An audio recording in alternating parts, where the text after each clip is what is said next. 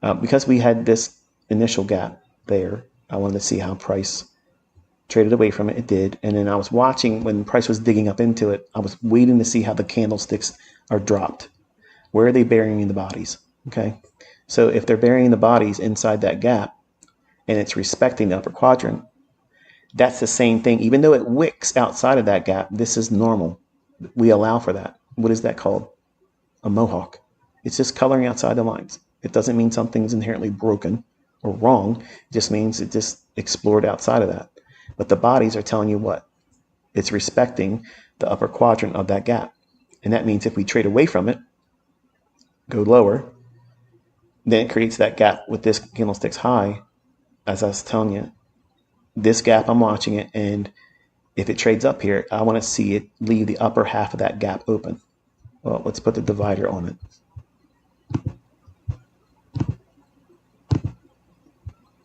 And we'll put a red line in there. That way it stands out a little bit.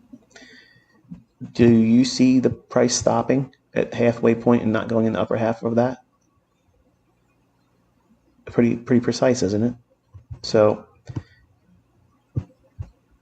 because we left this gap in a manner of showing these signatures like this, and while I'm not willing to take the trade because it's non-farm payroll and I could be wrong today, and I know people are going to copy me and they're not going to listen to me, and if I'm wrong on a day where I'm not likely to be perfectly accurate, you could incur a loss. So I'm being very responsible with the choice of words I'm having today, because I don't want to entice you to do something that you normally would do in other days. I want you to be respecting the risk, because this day tends to do things outside of the parameters and rules that I give you. That's the number one reason why I don't trade it. It's not something that adheres to the rules most times. Sometimes it can, but most times it doesn't. So because I am aware of that, you're unaware of it. You think that I'm subliminally trying to tap your shoulder and say, take this as a trade. And that's your conscience speaking to you, saying, let's be impulsive and look for anything that is a clue to get in here and do something, when that's not what's going on here. And it certainly wouldn't be going on a non-farm payroll day.